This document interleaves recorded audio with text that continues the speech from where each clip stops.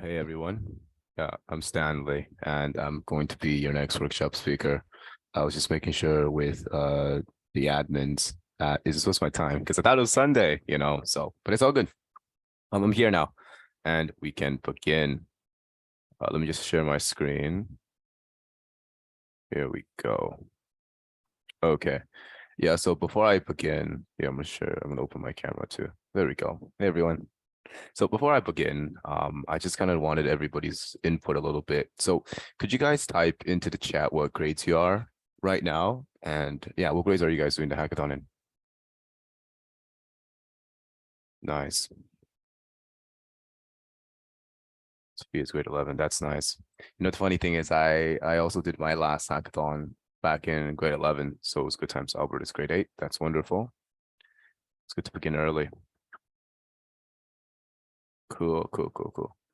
11 and 8. No, that's good reference material. So that means we have we have a very diverse group of people here. I hope the other individuals inside the group chat also have some experience with hackathons, but if not, it's all good. So yeah, let's begin. Today I'm going to be talking about where passion meets action. And the reason why I say this is because I feel like during university applications, probably one of the most important parts about actually applying to college is when these colleges see your passion. Because there are so many students, I don't want to make any assumptions here, but it sounds like everybody here, including myself, right, we're all going into some type of STEM, right, STEM program, STEM major. So when that happens, there's a surplus of students that are applying to these types of programs. So the only way to really distinguish yourself from the rest of the individuals, in this case, is by showing your passion. And passion is not enough. On top of passion, you also need action. But before I do that, let's talk a little bit about what passion is, okay? So before I begin, let's talk a little bit about me. So who am I? First of all, I'm a UPenn Quaker. If you guys haven't seen the post, I was accepted into UPenn, part of the ED program, and I'm currently enrolled in the management and technology program there. Basically, it's a dual degree program. What I plan to do, I want to study computer science, finance, and probably operations at UPenn. So is it a triple major? Maybe, but I hope I can balance everything out. Aside from that, I already haven't gotten in contact with a lot of Penn machine learning professors. So what I'll be doing then is just doing a lot of research with them in college. Second of all, I love to snowboard. I feel like everybody has a sport that they like to do. In my case, I love to snowboard. Aside from that, I also play a little bit of rugby there and here. I also teach snowboarding professionally. And just like the first slide, this is one of my passions. I've snowboarded ever since I was 8 years old. I've seen kids start even earlier, which is absolutely amazing to me. But for me, I started teaching snowboarding very early on, as well as just learn snowboarding early on. So this is something I was passionate about. And lastly, debate. Um, you might not see myself as a debater right now, but as I continue talking about how I grew my passion and how I turned it into action, debating will seem very necessary in kind of sharing your ideas, talking to other people, well list keeping your own ideas. So in this case, I also participated in some provincial and won some national competitions. And then, yeah, that's some basic stuff. So what am I going to talk about today? Today is going to be quite simple. I'm going to be talking about my beginnings, my initial motivations. You're going to see that I was a very normal kid at the start, but it was because when something happened, a certain event happened, it really caused me to change and really caused me to think about all the things I've done. Aside from that, facing difficult problems was also one of the things I faced. Not difficult problems, in terms of studying, right? Your homework is hard. Grade 12 is hard. Grade 11 is hard. It's not that kind of difficult problems. It's more of you see issues with society, but you notice that you're too weak to impact it, or it's too difficult to actually impact certain problems that you see within the world. I bet all of you guys have probably seen some problems, whereas that's something that's going on inside your school, problems inside your school, it's lacking funding, it's lacking happiness because of everybody is, very cutthroat or competitive. But there's a lot of different problems and we face different on different scales. But for me, I figured out a few problems within our world and I really try to tackle it. But again, it doesn't have to be the world. It could be very, very small. It could be just community-wise. Aside from that, we're going to be talking about where then passion meets action. So now that you know these difficult problems, you've analyzed it, you've figured out ways to find it, and you focused on it, what can you do to actually support it? What can you do to appreciate it? And what can you do lastly to actually make an impact, which in this case is very helpful for college apps and most importantly for yourself as a person. Aside from that, I'm gonna go into some tips and advice. That's just general tips and advice for college apps, the things I've seen. But just a quick spoiler here, one of the biggest tips is just find your passion, find your motivation, and working towards something. That's probably the biggest tip. But aside from that, I'm going to end it off with a few questions for any of you guys, because I know that Sophia here is grade 11 and she's preparing to do her college apps as well. So next up, we have the beginnings of high school. Now, my high school was my start of high school was a little different. So back in elementary school, actually, as a child, I was not the smartest student. I was pretty normal. You know, I have B's and C's. I loved going outside, playing with my friends on the playground, having absolute fun. But then I discovered something which is quite important, which was exploration. What's exploration?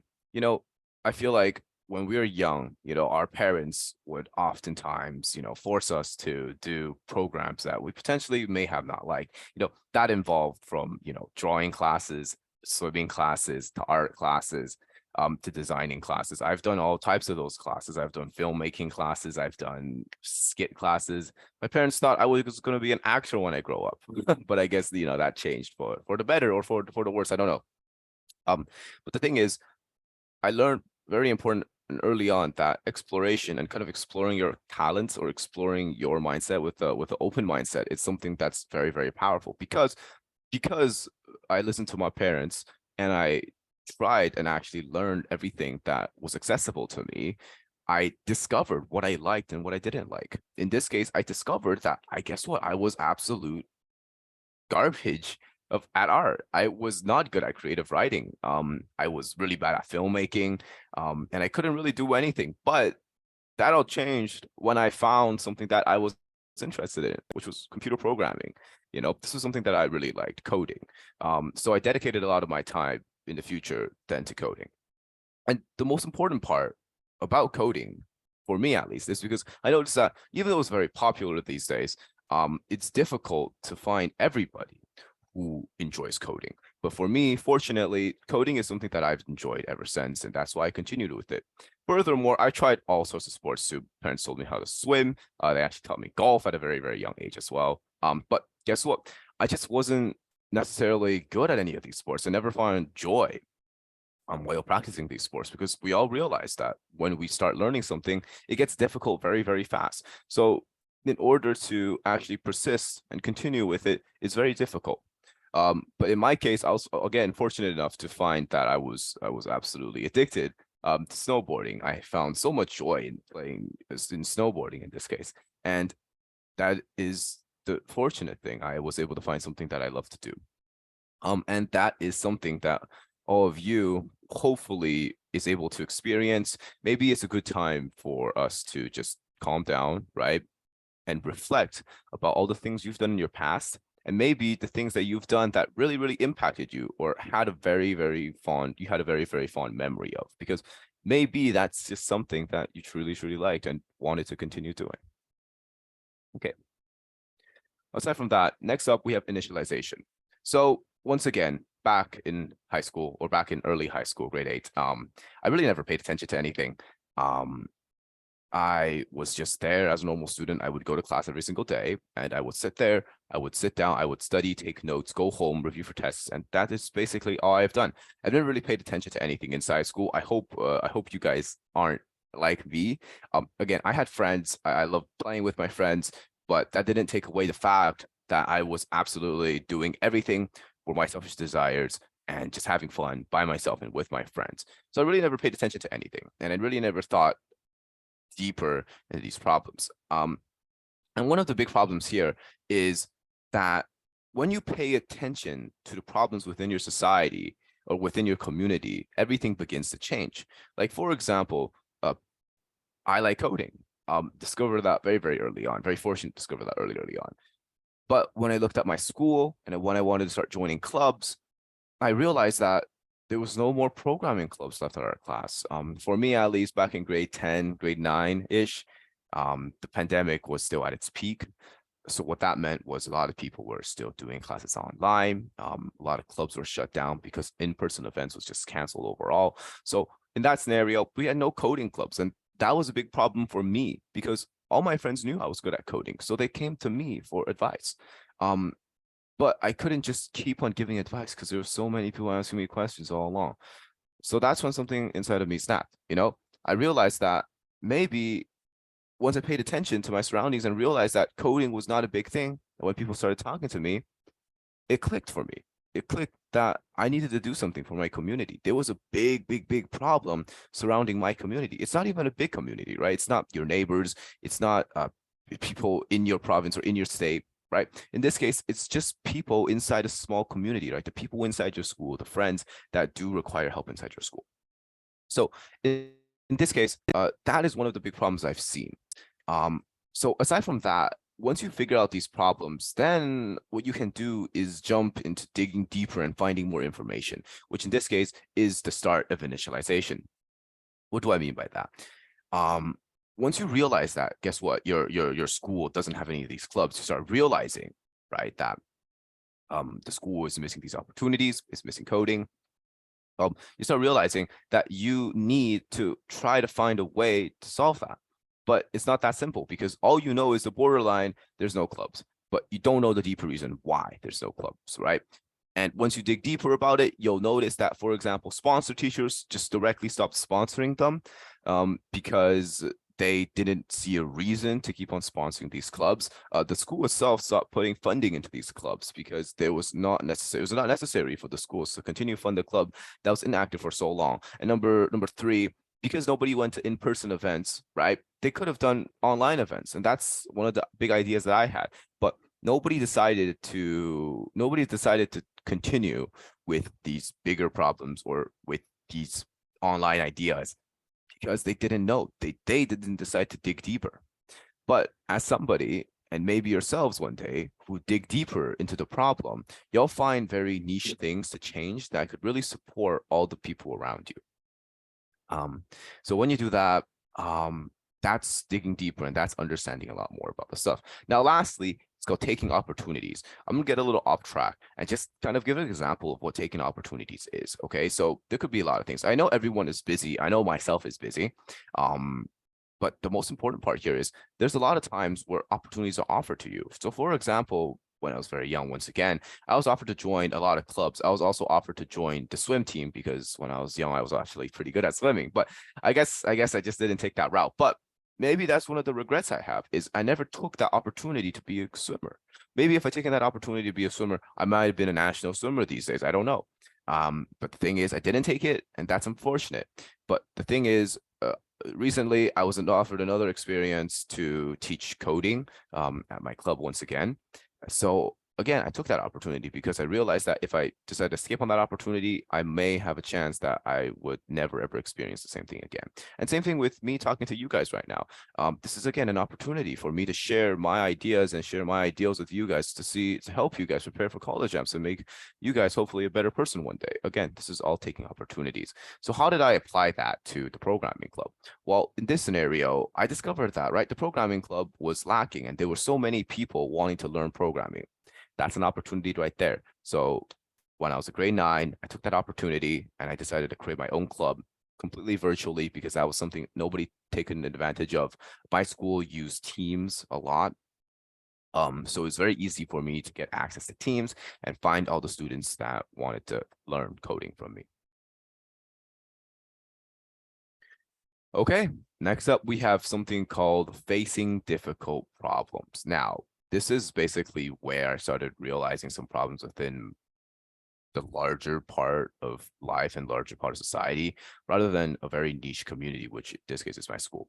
I believe that it's always good to start small. In this case, I started very noble. I started within my school, within my little community, within my friend group. I started off very, very small. But you'll realize that once you step into the world of problems, you'll realize that so many other problems exist, bigger problem exists, and it's time for us to embrace these problems when you see it. So a very good example was in grade 10 when I really enjoyed doing hackathons. Again, I was a computer programming nerd. I love programming. So what I did was I decided to join a lot of hackathons, just like you guys, because I thought to myself, it was a very, very good way for me to step outside my comfort zone and to discover the world of programming outside of competitive programming. Because at that time, all I knew was just competitively program, memorize algorithms, and just apply all the skills I know to one individual subject. But that's before I realized the power of hackathons, which in this case, where you guys are, it's a group project, and you guys are working together to find solutions to certain problems. And that's the beautiful part about hackathons. So I was fortunate enough to do hackathons just like you guys, some international ones, some national ones, some community-wise ones that just helped differentiate or help tackle a very community problem. So for me, within these hackathons, I was actually able to meet a lot of very, very powerful individuals. I met people from Indonesia, I met people from Afghanistan, I met people from North Africa. I've met a lot of people all over the world. And the thing about meeting with people all over the world, it's very beautiful when you begin. When you meet these people, you realize that they're from like 50, they're from like 10,000, thousands of miles away from you. For me, I'm in Canada right now, so we use kilometers, but we're like tens, 20,000s of kilometers away from these individuals, and it's beautiful to think about. But these beautiful things all come to an end when you realize that there are so many problems. I realize that these individuals are very, very smart. They're smarter than me, way more smarter than me. If I could build a website in 5 days, they could probably build it in 2 days. That was just the difference between skill. If they could build a machine learning transformer, they could build a completely new model. It would take me like weeks to do that. They would probably do it in a few days. So that was the biggest difference between me and them. They were simply more talented than I was. I realized that, and then I really thought to myself about it. Why were they so much smarter, but they had so much less opportunities than I was, right? I was very fortunate to being born in Canada, a very first world country with a lot of resources around me, a lot of people to support me, including my family, right? I believe you guys also have a lot of opportunity coming from the States, another very, very powerful first world country. But for these people that I met in Peru, in South Africa, they didn't have the same kind of opportunities as us. They told me that they struggled to find ways to learn coding, and I was absolutely shocked, because I thought that these problems or these resources to learn coding or to learn anything was accessible to everyone. But it proved me wrong. This experience proved me wrong. And really, this really ties back to my previous points about experience, right? Exploration, explore and find problems and see what you can do. Right. So that's hackathons. I realized these problems and I really wanted to tackle it. And once again, what's the next thing I've done? The next thing I've done is dig a little deeper. Now, take a look at these statistics I've used for a very long time. Did you know that 2 out of 3 10-year-olds can't read? That means for me, okay, and then for somebody else and for another child, if I can read, then 2 other kids can't read out there. And to me, this was a very, very shocking statistic, because I took for granted that reading was normal and reading was for everyone. But now that I've digged deeper, I figured out that it's not that simple. But a lot of the people in the world can't actually read because of the poor circumstances they're born into. Next up, 40% of children do not have a formal education. That is a very, very big number. That means almost half of all of the children in the world, they do not have a formal education. And again, that's something that surprised me a lot, because it's almost impossible. I don't understand how many of these kids will go through without knowing how to write, read, or even learn just like the rest of us, because we all have gone through elementary school, high school, and it's very beautiful, it's very challenging. But then there's also this big problem of other kids not having the same resources as us. And lastly, over 250 million children in the world can't write or count. And this statistics is pulled right out of the government of Canada, where I live in. And these are all very powerful statistics, and these are the numbers I found after digging deeper and researching much, much more. So once again, if you guys are able to find a problem within your community, that's it, just within your community, and start branching out from there and trying to figure out ways to help the community, you could make something big and you could do something well. And another quick example of that is my little brother. I might be a really powerful coding guy. My little brother loves coding too. He's just like me, but he's more handsome than me. But aside from that, he also loves piano. He's been playing piano since he was grade 8. Completely different from me, where I snowboarded in grade 8. But he loves piano. But he realized that in our school right now, there's not a lot of places where you can learn piano. Learning piano is difficult, but still, that shouldn't stop people from learning piano. So he's planning to go out there, right? Go out there and trying to start a piano club for his school. In this case, my school as well. And that's very, very noble of him, and that's something everybody could, take inspiration from. Okay, so next up, hold on, did I skip a slide? Nope, I did not. So next up, there's the solutions. Okay, so for me at least, when I saw these problems first, I was very surprised. I couldn't believe that so many children in the world can't read. I didn't know that they had so much resources that were lacking. And for me, to be very honest, I wanted to run away from these problems. Just like everyone else, like figuring out these problems is not that easy. And even because of human temptation, where you go in and dig deeper about it, maybe it's not important, maybe it's not on purpose, but once you start digging deeper about it, you really can't run away from it. And this is one of the words I love to say. Maybe sometimes ignorance is bliss. Ignorance is bliss. But aside from that, I don't want anybody to take from ignorance as bliss, because we live in a world where there's so many different types of people surrounding us. We live in a world where we're embraced by humans and we're embraced by human culture. So never ever run away from these problems, and instead embrace it. Right? It can be anyone's problem. Maybe one day you'll experience these problems. And once again, for me, I'm passionate about education, because that's something I could see changing in the future with AI, which I can again talk about a little later. But for right now, it doesn't have to be education inequality. You could look into climate change. You could look into anything. You could look into animals, right? You could look into animal shelter, how animals are abused. You could look into domestic violence, right? There's a lot of issues within society that may not be dark, may not be well. Like for example, climate change, global warming. That's not very dark, but it's something that people should do. And furthermore, I realized also early on that, if I focus on education equality, that means that somebody else can focus on climate change instead.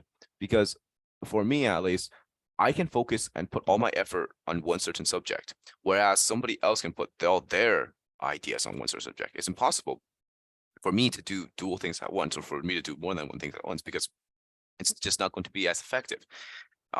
These people, individuals who want to help with climate change, will have a lot of experience, a lot of research doing these climate change support, whereas I have education equality support. It's going to be very difficult for me to move on to that side and also help them, because of just the different things. But the good idea to take away from this is because there's so many other people aside from yourself.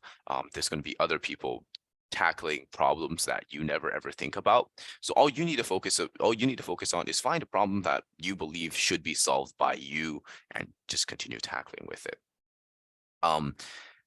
So in this case, right, what did I do? Don't worry from the hard problem, embrace it. That's the first step. That took me a long time. It took me a few months. But the second solution here is just research ways to support and empower your community. Again, a small example would be computer programming club, right? I started a programming club, I taught programming. That was the beginning of everything. And then there are other ways you can try to support your community. And ways you could do that is by building hackathons, right? So you guys are joining a hackathon right now, building your skills, right? But there's so many people behind the hackathon who are trying to support the hackathon, like Aisha, right, who's directing the hackathon. We have Adam, who is also helping to lead the hackathon. We have Mike, who is the sponsor, trying to help and trying to give advice to all the students as well. Like these people are in the background supporting you guys. And that's something that I've taken away as something that's very beautiful, because I also thought the hackathons were very, very helpful. So when I was young, I also built a hackathon myself, and it turned out to be very, very successful. And that was an opportunity that I'll probably never forget. Aside from that, there's so many other things you could do, from talking to libraries. I volunteered at local nonprofits, and overall, it was a very beautiful experience. Okay, so next up, we have solution number 3, which is reach out to counselors, university, and students and peers for help. So before you do that, right, obviously figure out your passion. And there's many, many, many ways to figure out your passion, right? Like, for example, I like engineering. So I figured out to join a lot of competitions related to engineering. For example, I joined the CSSDC, which is a national competition based on building a spaceport. We're able to pitch it to NASA and ISS space station engineers afterwards, after we completed our prototype. And that was something that's very amazing, very fun. I met a lot of good people, and I've gained a lot of skills myself. And taking that skills, I can then translate it to ways I can help the community. And again, learning is required. So when you have a problem that you can't really solve, for example, when I was doing engineering, there was a lot of prototypes which I didn't know how to build. I didn't know how to use React 3D. I didn't know how to use any editing off software. So what did I do? I reached out to counselor and university students that helped me. I have a lot of students that graduated before me, who went to very, very top tier universities, who went to Harvard, who went to Princeton, very, very powerful universities, Harvard, for example. And those students were able to help me and were able to guide me to the direction I wanted to go down. So never hesitate when you have a problem, especially myself. I'm in the Discord server as well. I'm just floating around. So if you have any questions, feel free to text me and I'll be more than happy to guide you a certain direction. So that's that. And really just be happy about participating in a hackathon, because it really builds your skills, it really builds your connections, and really builds your project building skills, which is very, very difficult to find elsewhere. This all translate to a wonderful experience, as well as putting it to college apps, and not just college apps, but just building yourself as a person.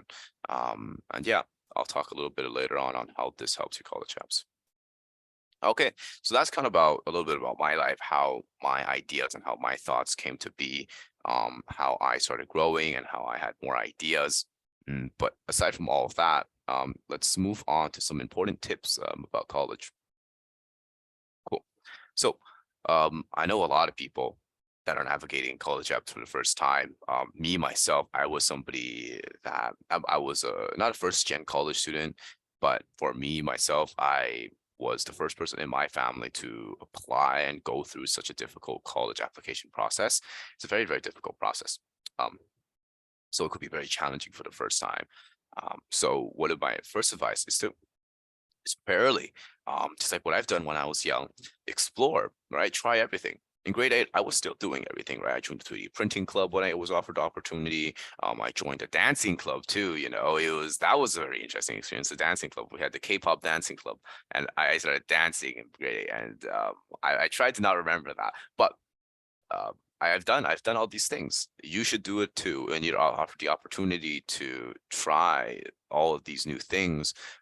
Go and give it a shot, because guess what? There's a good chance that you might like it. So always keep an open mindset, and try to figure out a general path early on. But again, if you haven't found a general path early on, it does not matter, because once you go to college, you'll eventually figure out what you want to do too. For example, someone like myself, I also don't 100% know what I want to do in the future. So the only thing I could do right now is just calm down and think. And I hope to spend my time in university to also find ways or find stuff that I want to do. And that applies to everybody. For example, there's something called Loran Scholar here in Canada. It's one of Canada's largest scholarships, valued at over $100,000. So I was fortunate once again enough to become a semifinalist there. I was 500 out of the 5,000 applicants. But while it's an opportunity, I was able to meet some previous Loran scholars, previous individuals who also won this very, very big scholarship. I'm still in the process of doing it.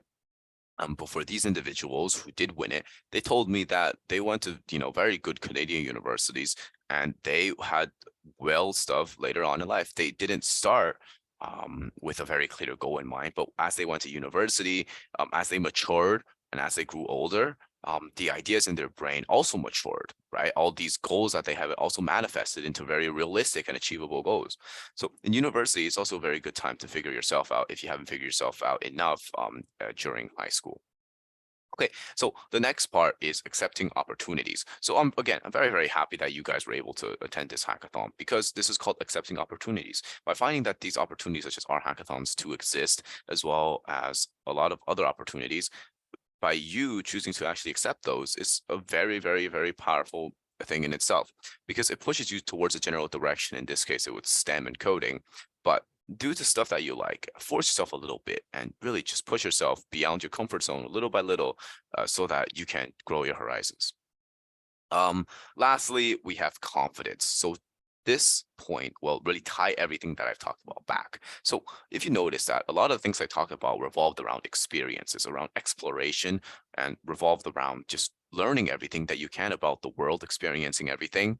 And this is quite important because this is just purely a college app useful, but throughout throughout the experiences that you have to write a lot of essays for these universities, a lot of supplemental essays, common apps, a lot of these essays. And for these essays, you need to have experience, right? These essays are questioning you not about your academic ability, not about your words, not about anything like that. They're testing you, or not testing you, they're questioning you and making you reflect about yourself, right? For grade 11 students, what have you learned over the past few years, and how have you grown as a person? And how can you bring this improved version of yourself to the university you go to, right? That's the most important part, is taking the experience that you've gained throughout your years and translating it onto text, which in this is very difficult because I believe that everyone here experienced a lot of stuff, experienced a lot of very, very, very powerful moments in their lives, a lot of events that they'll never be able to forget. But to able to summarize it, what college is testing you is how you summarize all these events and how you reflect and figure out yourself in a very low amount of time. And that is probably one of the biggest reasons. So if you have all these experiences and figure yourself out early on, that gives you the evidence, or that gives you the confidence for you to tackle these college apps without, being worried. Um, Lastly, your general vision is probably going to be increased as well because of your confidence, because of your experiences. You are going to have just so much more stuff to write about, so much more diverse than anybody else. I've seen a few of my friends write their college apps with purely just stacked resumes with just what they have done throughout high school. Excuse me, just stuff that they've done throughout high school. And they never really talk about how they've grown as a person. All they have done is talked about the academic stuff they've done, the extracurriculars they've done, and period. They never talk about how they grew as a person, how they noticed problems in society, and they didn't try to change it. So these are all big, big points to address, and big points that you guys could take away while writing your college apps or preparing for it. It's just exploration, figuring out experiences, and for students that are already getting ready to apply for college apps, summarizing your experiences and reflecting about your life. So in this scenario, we are pretty much done. That is the end of my slideshow. I appreciate all of you guys for listening. You guys have been amazing. And yeah, there's 20 minutes left because every time I do a talk, there are a few questions. So I'm just gonna open the floor to questions.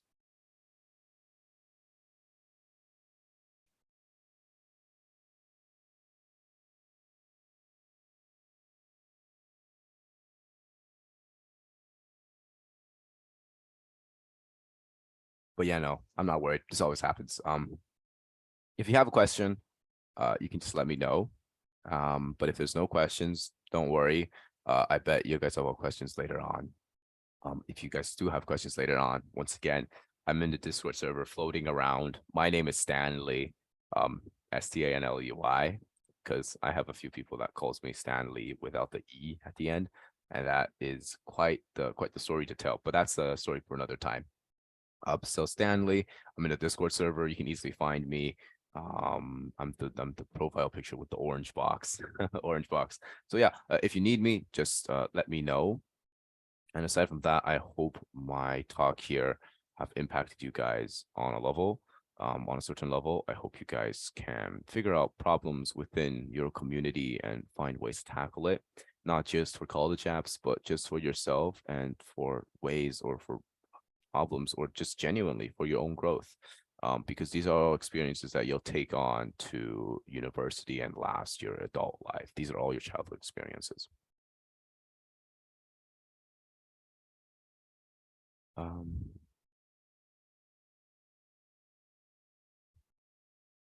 Yeah, absolutely. So, Sophia asked me a question.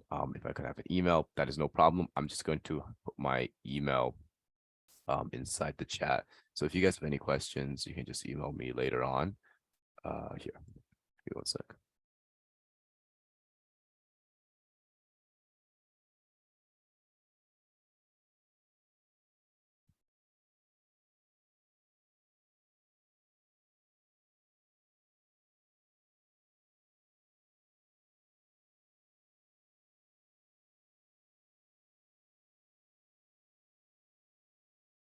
Okay, so here's my email. If you guys need me, just let me know. Otherwise, it's all good. Yeah, no problem, Sophia. And that's pretty much it. Again, thank you all for listening, and I pray for your success either in high school or in university.